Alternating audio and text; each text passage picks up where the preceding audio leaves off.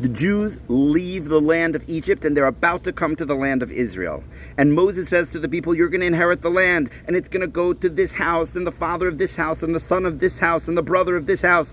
And the daughters of Tzlafchad, 5 women, come over to Moses and they say, what about us? We don't have a father. Our father died. Do we also get a portion of the land? We're women. And Moses goes to God and says, what do we do about these people? And God says, absolutely, of course they get a portion of the land.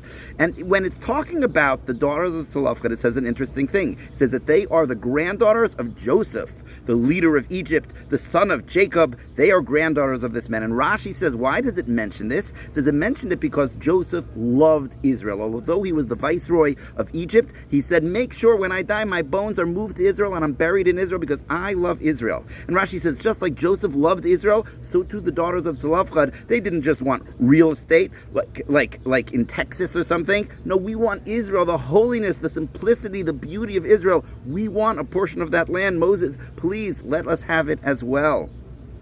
It's such a powerful idea. You know, I had the great honor of visiting Rebbetzin Finkel. Rebbetzin Finkel is the mother of the current dean, the Rosh Yeshiva of the biggest yeshiva in the world, the Mir Yeshiva. But not only is she the mother of the dean, she was also the past dean, the Rabbi Rosh Yeshiva, Reb Nosson Finkel. She was the wife of him. And her father, before that, was the Rosh Yeshiva. And her grandfather, before that, was the Rosh Yeshiva, all the way going back. So this is a woman that is very, very, very special. She grew up amongst Torah. She grew up amongst rabbis. She grew up amongst great scholars her entire life. And my daughter said, I want to go and visit her. So we were in Israel and we went to visit this Rebbetzin Finkel. And I said to her, I said, what was it like growing up in Israel? Was it very difficult? And she looked at me and she said, difficult?